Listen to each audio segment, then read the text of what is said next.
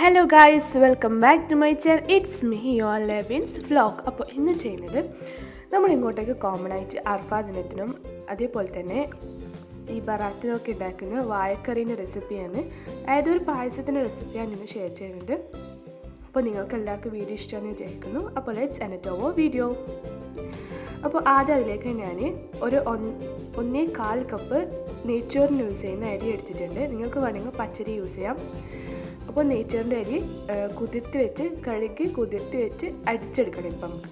അപ്പോൾ നമ്മൾ അധികവും ഇതേപോലെ മിൽക്ക് മെയ്ഡിൻ്റെ ടിന്നിലാണ് എടുക്കൽ. അപ്പോൾ 400 ഗ്രാമിൻ്റെ മിൽക്ക് മെയ്ഡിൻ്റെ ടിന്നിൽ ഇപ്പോൾ നിങ്ങൾക്ക് വേണ്ടി മാത്രമാണ് ഇപ്പോൾ കപ്പിലൊക്കെ അളന്നിട്ട് എടുത്തിട്ടുള്ളത്. അപ്പോൾ മാക്സിമം ഇതേപോലെ ടിന്നിന് യൂസ് ചെയ്യുക. പിന്നെയെന്ന് പറയുന്നത് ഒരു കപ്പ് കടലപ്പരിപ്പ് കുതിർത്തി വെച്ച് വേവിക്കാം. നന്നായിട്ട് കഴുകി വെച്ചതിന് ശേഷം വേവിക്കുക, കുതിർത്തി വെക്കണ്ട. പിന്നെ ഇതെന്ന് പറയുന്നത് 3 തേങ്ങയാണ് ചിരകി എടുത്തത്. അപ്പോൾ ഇതിൻ്റെ ഒരു 4 പാല് നമുക്ക് വേണം, 4 പ്രാവശ്യം അടിച്ചെടുത്ത പാല്. ഇപ്പോൾ ഞാൻ അരി നന്നായിട്ട് ഫൈനായിട്ട് നല്ല സ്മൂത്തായിട്ട് അടിച്ചെടുത്തിട്ടുണ്ട്. ഏകദേശം ഈ ഒരു ലൂസിൽ തന്നെ ഞാൻ നന്നായിട്ട് അടിച്ചെടുത്തിട്ടുണ്ട്, നല്ല സ്മൂത്തായിട്ട് അടിച്ചെടുത്തിട്ടുണ്ട്. പിന്നെ പരിപ്പ് വേവിച്ച് തന്നത്. അപ്പോൾ ഇത് നന്നായിട്ട് വെന്തുടയേണ്ട, ഏകദേശം ഈ ഒരു കൺസിസ്റ്റൻസി മതിയാവും പരിപ്പിൻ്റെ പാകം. അപ്പോൾ നമ്മൾ ഇത് പായസത്തിലിടുമ്പം അത് അന്നേരം കുറച്ച് വേകുന്നുണ്ട്, അപ്പോൾ ഓവർ വെന്തടിയണ്ട. പിന്നെ ഇതെന്ന് പറയുന്നത് ഇപ്പോൾ ഞാൻ 4 പ്രാവശ്യം പാലെടുത്തിട്ടുണ്ട്. അപ്പോൾ അതിൽ നിന്ന് 1-ാം പാല് ഞാൻ കുറച്ച് ബൗളിലേക്ക് മാറ്റി വെച്ചിട്ടുണ്ട്. അതെന്തിനാണെന്ന് വെച്ചാൽ നമുക്ക് ലാസ്റ്റ് ആഡ് ചെയ്യാൻ വേണ്ടിയിട്ട് പാലിലേക്ക്, അതായത് നമ്മളെ പായസത്തിലേക്ക് ആഡ് ചെയ്യാൻ വേണ്ടിയിട്ട്. പിന്നെ ഇതെന്ന് പറയുന്നത് ഇപ്പോൾ ഞാൻ ഇതിലേക്ക് ഇനി അരി അരച്ചത് ആഡ് ചെയ്യുന്നു. പിന്നെ കുറച്ച് വെള്ളം കൂടെ ഒഴിച്ച് നന്നായിട്ടൊന്ന് ഇളക്കി കൊടുക്കാം. ഇപ്പം തന്നെ ആവശ്യത്തിന് വെള്ളം ഒഴിക്കുക, വെള്ളം ഒഴിക്കാൻ നിൽക്കരുത്. എന്നിട്ട് ഇതെന്ത് ചെയ്യുക, അടുപ്പിൽ വെച്ച് നന്നായിട്ട് ഇളക്കി കൊടുക്കാം. നന്നായിട്ട് അടി കട്ടിയാവാണ്ട്, അടിക്ക് പിടിക്കാണ്ട് നന്നായിട്ട് ഇളക്കി കൊടുക്കാം. ഇതിത് നന്നായിട്ട് കുറിക്കിയതിന് ശേഷം അതിലേക്ക് ആവശ്യത്തിന് പഞ്ചസാര ഇട്ട് കൊടുക്കാം. നിങ്ങളുടെ മധുരത്തിനനുസരിച്ച് എത്രയാണ് പഞ്ചസാര വേണ്ടത് അത്രയും പഞ്ചസാര ഇട്ട് കൊടുക്കുക.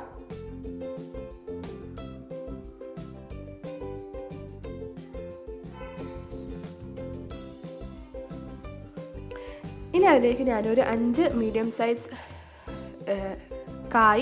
പഴുത്ത പഴം ഞാൻ ഇതേപോലെ റൗണ്ടായി കട്ട് ചെയ്ത് ശേഷം 2 പീസാക്കി ഇട്ടിട്ടുണ്ട്.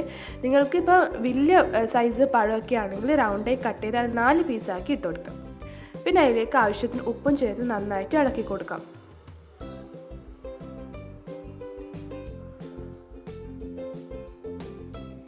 ഇനി ഇതിലേക്ക് നമ്മൾ നേരത്തെ എടുത്ത് വെച്ച് 1-ാം പാല് ആഡ് ചെയ്യാം.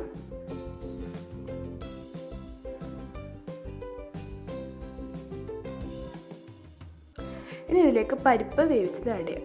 ഇനി എല്ലാം കൂടി ഒന്ന് നന്നായിട്ട് മിക്സ് ചെയ്ത് കൊടുക്കാം.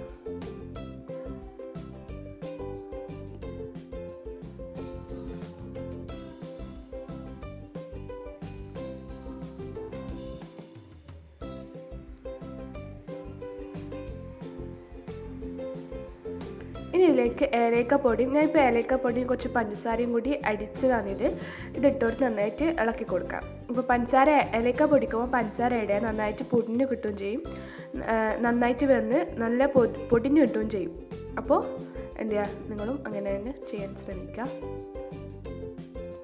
ഇനി നല്ലൊരു തള വരുമ്പോൾ നമുക്കിത് ഇറക്കി വെക്കാം. അപ്പോൾ നന്നായി തള വന്ന് നിങ്ങൾ എന്ത് ചെയ്യുക, നമ്മൾ ഈ ബൗളിലൊക്കെ ആയിട്ട് മാറ്റണം. ഇതിപ്പോൾ ഇങ്ങനെ നമ്മൾ പാത്രത്തിലിട്ട് വെക്കാൻ പാടില്ല.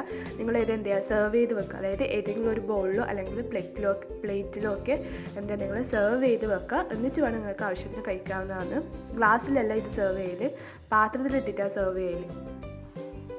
ഇത് മോസ്റ്റ് ഓഫ് നമ്മളിത് ബറാത്തിൻ്റെ സമയത്ത് അധികം ഉണ്ടാക്കുന്നത്. ബറാത്തിൻ്റെ സമയത്ത് ഒട്ടുമിക്ക വീട്ടുകളിലും ഈ പായസം ഉണ്ടാക്കും, വാഴക്കറി ഉണ്ടാക്കും. അതുപോലെ തന്നെ ചില ആൾക്കാർ ഇത് ഹജ്ജ് പെരുന്നാൾക്കും ഉണ്ടാക്കാറുണ്ട്.